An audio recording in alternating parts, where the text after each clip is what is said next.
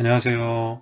오늘 찬양팀 말씀 묵상 21번째 시간에 함께 나눌 말씀은 데살로니가 후서 2장 11절 12절입니다.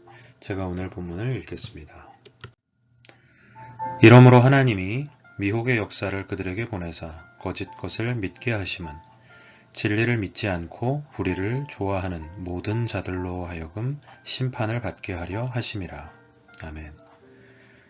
지난 시간 저희는 마침내 불법의 사람의 때가 되어서 그가 영향을 미칠 수 있는 사람은 단지 진리를 거부하고 불법의 사람을 따르는 자들, 곧 멸망하는 자들이라는 사실을 살펴보았습니다. 불법의 사람이 제 아무리 사단의 힘을 빌어서 기적과 이적을 행하며 미혹해 한다고 해도 그들이 영향을 미칠 수 있는 범위는 하나님의 진리의 사랑이신 예수 그리스도를 거부한 자들, 멸망하는 자들에게만 제한된다는 것입니다. 불법의 사람은 하나님의 진리의 사랑이신 예수 그리스도를 선물로 받은 우리를 어찌할 수 없으며 그는 결코 하나님의 사랑에서 우리를 끊을 수 없는 것입니다. 오늘 살펴볼 11절과 12절은 바로 이 멸망하는 자들의 결국에 관한 내용입니다. 이미 지난 시간 10절을 근거로 살펴보았던 바와 같이 이 멸망하는 자들은 진리의 사랑을 받기를 거부한 자들입니다. 또한 오늘 12절의 표현대로 한다면 그들은 진리를 믿지 않고 불의를 좋아하는 자들입니다. 이러한 그들은 하나님의 진리이신 예수 그리스도를 믿기를 거부함으로 구원을 받지 못하고 대신 오늘 12절 마지막에서 보듯이 심판을 받게 될 것입니다. 결국 그들이 받게 될 것은 구원이 아니라 심판인 것입니다. 게다가 12절은 진리를 믿지 않고 불의를 좋아하는 모든 자들이라고 합니다. 이것은 단지 그 당시에 데살로니가에 살고 있었던 불신자들 뿐만 아니라 하나님의 진리이시며 하나님의 사랑이신 예수님을 믿기를 거부하는 모든 세대의 불신자들을 가리키고 있는 것입니다. 그런데 11절을 보면 멸망하는 자들이 심판에 이르는 이 과정에서 하나님께서 주도적으로 거짓된 것을 믿게 하시는 것처럼 보입니다. 하나님이 거짓 것을 보내셔서 그들이 거짓 것을 믿게 되는 상황입니다. 그런데 성경을 보면 하나님께서는 때로 악한 영을 거짓 선지자들에게 보내셔서 거짓을 말하게 하시어 하나님의 공의로운 심판을 실행하시기도 합니다. 참으로 하나님께서는 얼마든지 주권적으로 역사하실 수 있는 분입니다.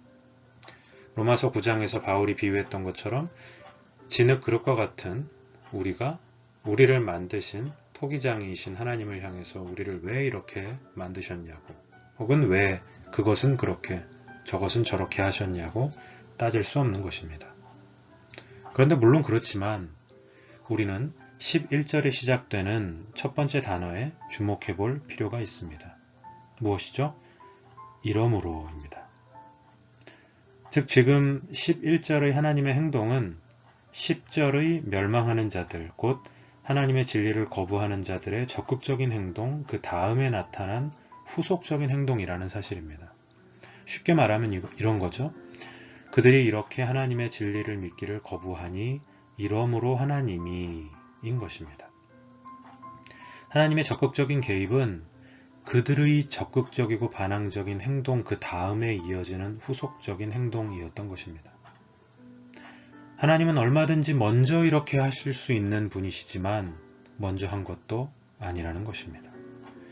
결국 멸망하는 자들이 심판에 이르게 된 것은 자업자득입니다. 그들이 적극적으로 진리의 사랑을 받지 않고 진리를 믿지 않고 대신에 불의를 기뻐하고 불의를 즐거워했기 때문입니다. 이러한 이들의 모습은 이어지는 그 다음 단락인 13절부터 17절에 등장하는 신자들의 모습과는 정반대입니다. 특별히 진리, 그리고 사랑, 믿음이라는 이 세 가지 키워드는 마치 데칼코마니처럼 불신자에 대해서 말할 때와 신자들에 대해서 말할 때 양쪽 모두에 등장합니다. 대칭을 이룹니다. 그런데 그것에 대한 반응은 정반대였습니다. 그러면 이런 차이를 빚어내는 원인이 무엇일까요? 그 원인은 우리 안에 있지 않습니다.